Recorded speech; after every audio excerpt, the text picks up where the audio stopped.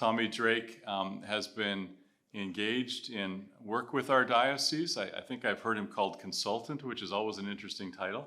But basically, I'll let Tommy tell you about the work, but Tommy is working in something we're calling a small church project. Tommy, welcome. Thank you. Good morning. Good morning. Maybe by now you've had a chance to read in the Diocesan Digest the article that's got some funny-looking guy in a picture. That's me. I'm working on the Small Church Leadership Project. It's born out of the mission priorities adopted by this diocese, the first of which states that we have discerned that God's Holy Spirit is calling us to lead by supporting each of our worshiping communities and diocesan ministries to identify and equip lay and clergy leadership who will engage them in more fully living into the promises of our baptismal covenant. Quite a mouthful. The Small Church Leadership Project is at the first stage of the work outlined in these priorities, engaging specifically with the 27 or so small parishes that do not have resident clergy. The joys of electronics. Okay. St. James Episcopal Church in Belhaven has been especially helpful in partnering with us in this project because they have offered and provided their newly renovated rectory to house me while I'm doing this work, and it's been delightful to be in community with them and living near them. I'm doing what is often referred to as an inventory, but what I'm actually doing is collecting stories. And so these stories are looking for places in the diocese where there's a particular energy or by a group or a person with excitement around the work that they're doing in their smaller parishes. I'm currently working to worship and meet with each one of these parishes that wants to, so answer your emails. I have been to vestry meetings, coffee hours, vestry retreats, and I'm collecting the important stories that each of these parishes hold in those clay jars we talked about last night. And I have to tell you, honestly, not all of these stories are easy to hear. Many people tell me of happier times from way back when, but there are remarkable stories of joy and survival. Somewhere in nearly every story is a particular brand of persistence, energy, and surprisingly, diversity that goes beyond what you can imagine. And as I've discovered, and I hope those of you who collaborated with each other and with me yesterday in our workshop, all around the diocese, these smaller parishes are showing that they have much to teach all of us about adaptability, about dealing with adversity, and about agility.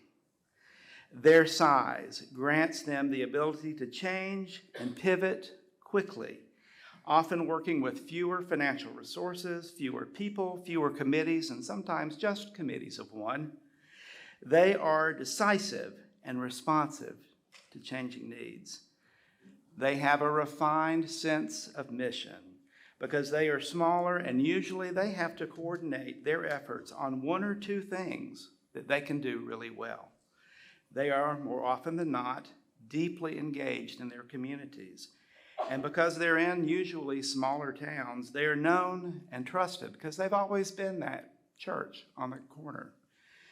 And therefore, they're uniquely positioned in ways that other churches may not be as agents of change. Yesterday, we heard story after story after story of their sense of mission and how they've stepped up to meet the needs in their communities, how they've done something that no one else could or would do. And to do that, they affirmed how they quite naturally understand collaboration across differences. It's as if they don't even notice the differences. And what is true for all of us is especially true for them, because these congregations thrive when they are distinctly committed to their communities. That means that they creatively understand the needs and gifts already in place around them, and they understand the context in which they sit. Before they ask what's happening in the next big town over, they tend to look at how people in their communities are volunteering or helping or needing something, and then they join in or lead. They also understand, as I have found, hospitality. I always ask when I meet with these groups, what is your one big thing? And the conversation always comes back to, we're really good at food. But they understand gathering, they understand the importance of food, and that all goes to hospitality. And they also understand what it means to welcome and care for the stranger, because when I show up, I'm a stranger in your midst. But I've never been a stranger for long. And they understand humility. Because all of us live in a world and a culture in which we're told that it's our numbers, our size that matters, and that size lends importance to our being or subtracts from it. But these parishes understand humility, which is distinctly different from being less than, because they are not that. As many of you know, life and ministry in a small family-sized congregation looks very different than it does in larger ones.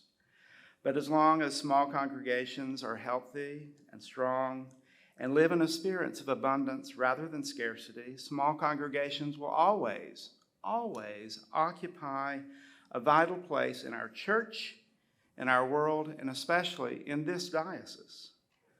So I ask you to please continue to welcome this particular stranger when I call or write you or show up. And always welcome the strangers among you. Answer your emails, please.